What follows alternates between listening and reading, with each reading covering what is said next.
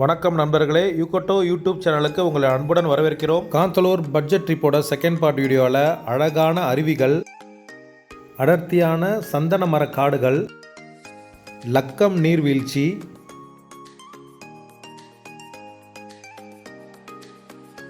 இறைச்சிப்பாரா நீர்வீழ்ச்சி,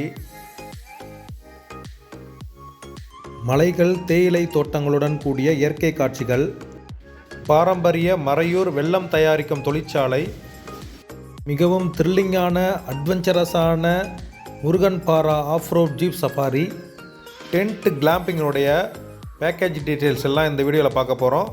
வாங்க வீடியோக்குள்ளே போகலாம். 2ஆம் நாள் காலையில் எங்களுடைய பிரேக்ஃபாஸ்ட்டை முடிச்சுட்டு நாங்கள் சாண்டல்வுட் ஃபாரஸ்ட் பார்க்குறதுக்காக எங்களுடைய பிரயாணத்தை தொடங்கினோம். போகிற வழி ஃபுல்லாகவே எல்லா இடத்துலையும் பார்த்திங்கன்னா கரும்பு தோட்டங்கள் தான் அதிகமாக இருந்துச்சு. அதனால தான் இங்கே வெல்லம் தயாரிக்கும் தொழிற்சாலைகள் அதிகமாக காணப்படுது. மறையூர் மற்றும் காந்தலூரில் 2500 ஏக்கர் பரப்பளவில் கரும்பு பயிரிடுறாங்க. 20 மினிட்ஸ் ட்ராவலுக்கு அப்புறம் நாங்கள் சாண்டல்வுட் ஃபாரஸ்ட்டுக்கு வந்துட்டோம். இது ஒரு பாதுகாக்கப்பட்ட வனப்பகுதி. பாதுகாப்புக்கு வேலினா அமைச்சிருந்தாங்க. சிறிய மான் கூட்டத்தையும் எங்களால் அங்கே பார்க்க முடிஞ்சது. நன்றாக வளர்ந்த அடர்த்தியான சந்தன மரங்களை அந்த காட்டில் நாங்கள் பார்த்தோம். இந்த சாண்டல்வுட் ஃபாரஸ்ட்லேயே 3-4 காட்டெருதுகள் கூட்டமாக புல் மேய்ஞ்சிட்டு இருந்துச்சு. நார்மலாக இதோட எடை சுமார் 800லேருந்து 850 கிலோ இருக்கும். இதனுடைய பெயர் இந்தியன் கார், இந்திய பைசன் என்று அழைக்கப்படுது. தென்கிழக்கு ஆசிய நாடுகளில் இது பரவலாக காணப்படுது. இதனுடைய எண்ணிக்கை இப்போ குறைஞ்சிட்டே வருது. அந்த இடத்துல கொஞ்சம் ஃபோட்டோஸும் நாங்கள் எடுத்துக்கிட்டோம்.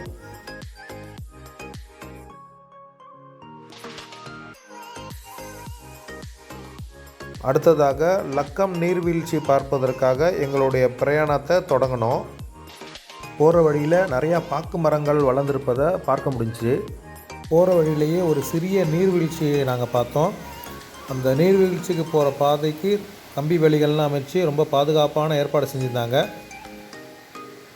ஒரு வாரத்துக்கு முன்னாடி பெய்த மழையினால் அங்கே உள்ள அருவிகளில் தண்ணீரோட அளவு அதிகமாக இருந்துச்சு. ஃபோட்டோஸ் மற்றும் வீடியோஸ் எடுக்க ரொம்ப சிறப்பான இடமாகவும் அது இருந்துச்சு.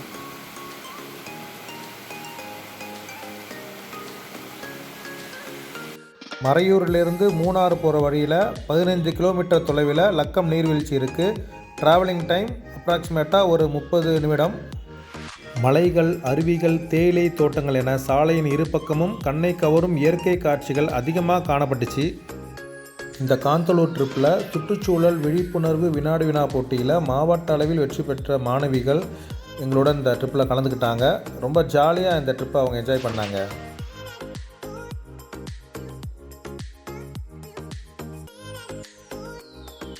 தேயிலை தோட்டத்துக்கு நடுவே ஆங்காங்கே பல இடங்களில் மிளகு கொடிகளும் பயிரிடப்பட்டிருக்கதை நம்ம பார்க்க முடிஞ்சிச்சு.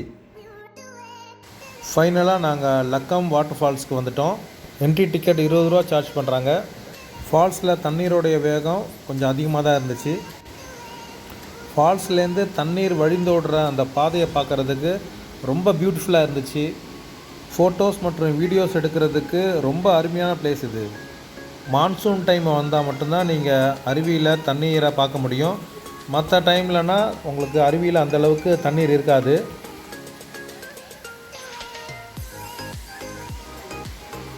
ஃபோட்டோஸ் கொஞ்சம் எடுத்துக்கிட்டோம். அங்கே ரெஃப்ரெஷ் பண்ணுறதுக்கு சின்னதாக ஒரு கஃபே இருந்துச்சு. கிராஃப்ட் திங்ஸ்னால் விற்பனை செய்கிற ஈகோ ஷாப்பும் அங்கே இருந்துச்சு. அடுத்து நாங்கள் பார்க்க போன இடம் இறைச்சிப்பாரா வாட்டர் ஃபால்ஸ்.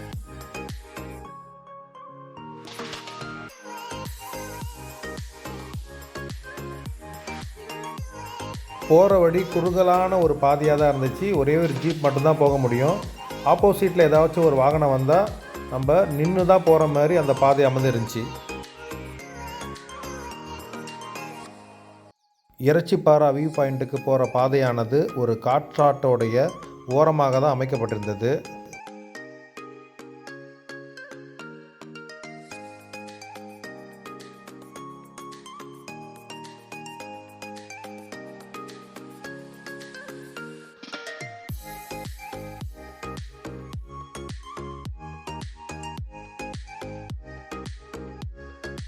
இறைச்சிப்பாரா வாட்டர் ஃபால்ஸ்க்கு வந்துட்டோம். ரொம்ப அருமையான வாட்டர் ஃபால்ஸ் இது.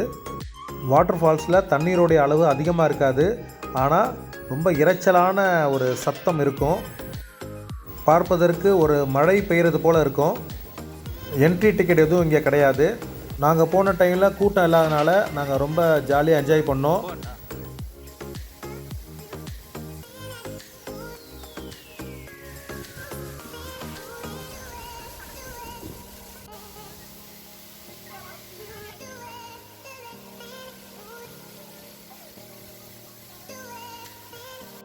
அடுத்து நாங்கள் போன இடம் முருகன்பாரா வியூ பாயிண்ட். காந்தலூர் ட்ரிப்லேயே மிகவும் த்ரில்லிங்கான ரொம்ப அட்வென்ச்சரஸான ட்ரிப்புனா இந்த முருகன்பாரா ஆஃப்ரோட் ஜீப் சஃபாரி தான். மலை உச்சிக்கு ஜீப்பில் போகிறது தான் இந்த ட்ரிப்போடைய ஹைலைட்டு. போகிற பாதை எல்லாமே கரடு முரடாக பெரிய பாறாங்கற்கள் நிறைந்த ஒரு வழியாக தான் அமைஞ்சிருந்துச்சு. அந்த பாதை முழுவதுமே மலை மேலேயே ட்ராவல் பண்ணுற மாரி தான் இருந்துச்சு.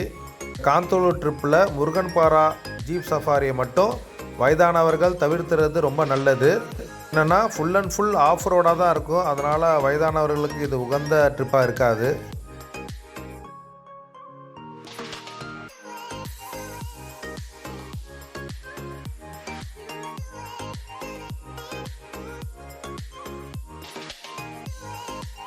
மலை உச்சியில் மலை சரிவினுடைய ஓரத்தில் ஜீப்பை அவங்க ட்ரைவ் பண்ணது ரொம்ப த்ரில்லிங்காக இருந்துச்சு.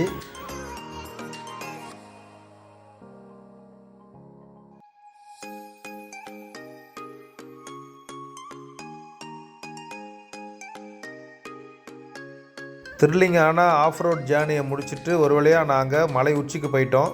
சுற்றிலும் பார்க்கும் பொழுது மலை தொடர்களாக தான் அங்கே காட்சி அளித்தது. அந்த மலை உச்சியில் ஒரு முக்கியமான பிளேஸ் இருந்துச்சு. டால்மன்ஸ் என்று அழைக்கப்படுகின்ற பெரிய கல் திட்டுகள் அங்கே இருந்தது. இவை 5000 வருடங்களுக்கு முற்பட்ட பெருங்கற்காலத்தை சேர்ந்தவை.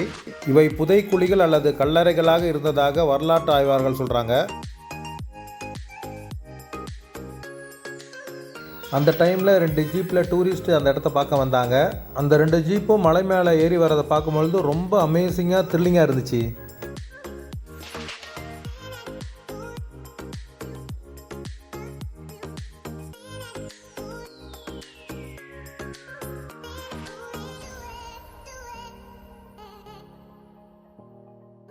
சுற்றிலும் மலைத்தொடர்கள், மேகக்கூட்டங்கள், புல்வெளிகள் என பார்ப்பதற்கே அந்த இடம் ரொம்ப ரம்மியமாக இருந்துச்சு.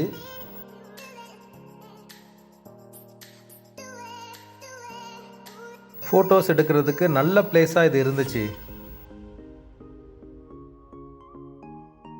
அடுத்து நாங்கள் மறையூர் வெல்லம் தயாரிக்கும் தொழிற்சாலைக்கு போனோம். பாரம்பரிய முறைப்படி இங்கே வெல்லம் தயாரிக்கிறாங்க. மறையூர் வெல்லம்னாலே உலக புகழ் பெற்றது.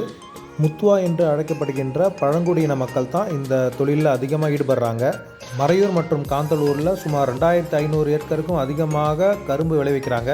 பெரிய அகலமான பாத்திரத்தில் கரும்பு சாறை எடுத்துக்கிட்டு அதை கொதிக்க வச்சு அதிலிருந்து வெல்லம் தயாரிக்கிறாங்க.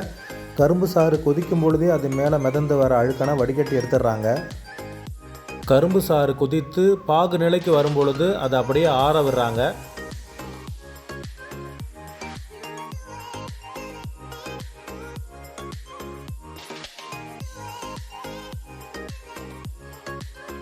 வெல்லம் கொஞ்சம் ஆறுனதுக்கு அப்புறம் இளம் சூடாக இருக்கும் பொழுதே அதை உருண்டை பிடிக்கிறாங்க. கிலோ 40 ரூபாய்க்கு கொடுக்குறாங்க. நமக்கு அரை கிலோ 1/4 கிலோ எந்த அளவில் வேணாலும் நம்ம அதை வாங்கிக்கலாம். மலையில் விளைந்த தரமான வாசனை பொருட்கள், வாசனை திரவியங்கள் மற்றும் டீ தூள் வாங்குறதுக்கு நிறையா ஷாப் அங்கே இருக்குது. ஆப்பிள் நிறைய விளையக்கூடிய இடம் தான் காந்தலூர். அதனால தான் காஷ்மீர் ஆஃப் கேரளா என்று அழைக்கப்படுது. நீங்கள் சீசன் டைமில் போனீங்கன்னா ஆப்பிள், ஆரஞ்சு, ஸ்ட்ராபெரி போன்ற பல வகையான பழங்களை பார்க்கலாம். 3ஆம் நாள் காலையில் பிரேக்ஃபாஸ்ட் முடிச்சுட்டு காந்தலூர் ட்ரிப்போட நல்ல மெமரிஸோட எங்கள் ஊருக்கு நாங்கள் கிளம்பிட்டோம். இந்த காந்தலூர் கிளாம்பிங்கில் வேரியஸ் பேக்கேஜஸ்லாம் இருக்குது. டீட்டெயில்ஸ் டிஸ்கிரிப்ஷனில் கொடுத்துருக்கேன், அதை பார்த்துக்குங்க. வீக் டேஸ் வீக்கெண்ட்னு சொல்லிட்டு தங்குறதுக்கான சார்ஜஸ் வேரி ஆகும். நீங்கள் புக் பண்ணும் போதே ஃபோனில் அதை பற்றி விசாரிச்சுக்கலாம். இந்த வீடியோ உங்களுக்கு பிடிச்சிருந்தா மறக்காமல் ஈகோட்டோ யூடியூப் சேனலை லைக் பண்ணுங்கள், சப்ஸ்கிரைப் பண்ணுங்கள், மறக்காமல் பெல் பட்டனை கிளிக் பண்ணுங்கள். காந்தலூர் ட்ரிப்போட பார்ட் 1 வீடியோ பார்க்காதவங்க டிஸ்கிரிப்ஷனில் போய் பாருங்கள், அதுக்கான லிங்க் கொடுத்துருக்கேன். இயற்கையை காப்போம், வளமான எதிர்காலத்தை உருவாக்குவோம்.